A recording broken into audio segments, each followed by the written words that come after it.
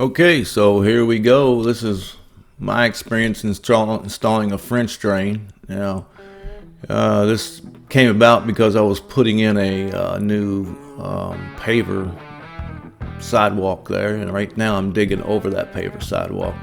But after I got the paver sidewalk installed, it flooded, and I couldn't get it to drain. So I saw this thing called a French drain, and there it is. It normally isn't set up this way. It normally has a tile, and you have underneath of it you have rock, and over top you have rock.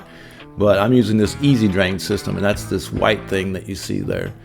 And this should collect all the water in this area and flush it down to the catch basin there. And from the catch basin I had to dig a trench that I'm going to bury flex pipe in. So here I am digging the trench for the flex pipe.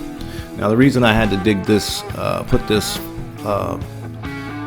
dig this by hand is because they cannot find my gas line. They found all the other utilities, can't find the gas line, so I had to dig this whole thing by hand.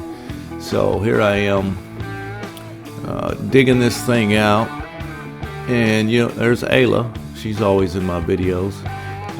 You'll have to watch the next video. You'll see there's some changes that even had to be made after this.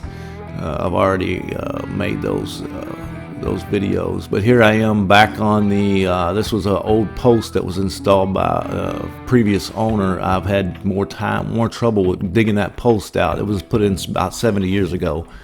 So here I am getting the flex pipe in. And there ends up being some troubles with that, and you'll have to watch the next video to see that. Now I'm just taking this out to the street. It's going to go into the regular drainage ditch there. And here I am getting the proper measurements on the flex pipe. And this is this is a picture of some of the things that I ran into along my dig. And there's how I had to end the end of my French drain. I capped it off. And here's another look.